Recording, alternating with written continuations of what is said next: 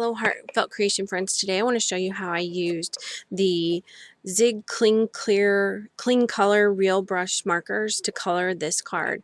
I used the Blazing Poppy fillers for this card, and I'm going to stamp it onto some Strathmore Mixed Media paper using Stazon ink. I have the dimensions of my papers on my instructions on my blog. I'm just going to stamp in the two corners of this layer, and I'm using Stazon because it's easiest for me to use with this type of watercolor type pen. I know some others have used like different things and they've embossed, which is just another look that you can get. So here's the other image from that stamp set, and like I said, all the supplies and dimensions and stuff are on my blog.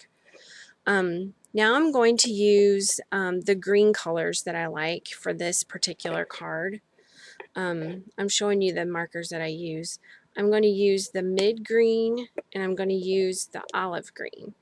And the best thing I like about using this Strathmore Mixed Media paper, it's kind of thick, but it's perfect to allow you to move the color like the Zig pens allow you to do. It's I didn't have as good a luck blending them with each other like this on watercolor paper. Now if I wanted to use a water pen on watercolor paper, they worked great, but I just wanted to kind of use them in a Copic-ish way.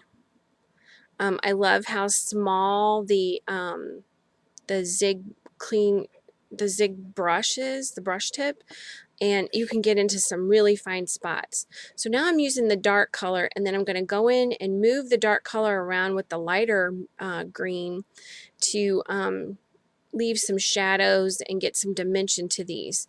But like I said, this paper allows you to move that color around longer than watercolor paper does. So it's a Strathmore Mixed Media paper. Here I'm just using the mid green, and then I go back in and kind of move things around a bit.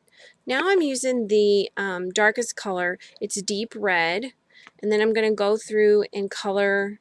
I started coloring with the tea rose, but I went back in and added more red, and it's carmine red, and then I colored over that with tea rose. Now remember, you can't contaminate the ends, so it's easy to move the color around with the lighter and kind of mix colors. Something that is harder to do with a Copic, but is super easy with this particular marker. So I'm going to go in and do the same coloring technique with the green that I did on the other image, and you can see, I know it's fast. I know I made it fast, but you get the idea. It's so easy to take your brush marker and just go right in there and just move the color around. I just absolutely love it. That's what I had always hoped that maybe Copics would do, but they don't, and this is just the marker that I was looking for. Plus, you don't need, they're inexpensive, and you don't need to buy every single color. You can really, I think this video, particularly my technique that I'm using here, shows you that you can make mix whatever colors you want to make your own colors. So, and that's always a good thing if you're frugal and you don't want to get into something that costs an arm and a leg and then dries out quickly. So I'm just going to go ahead and add some fun music, and you can watch how I finish up this card. I hope you enjoy, or this gives you an idea of how to use the Zig Clean Color Real Brush markers. Like I said, all the instructions, dimensions, supplies used are going to be listed down below on the video, and they're on my blog. Thanks for watching.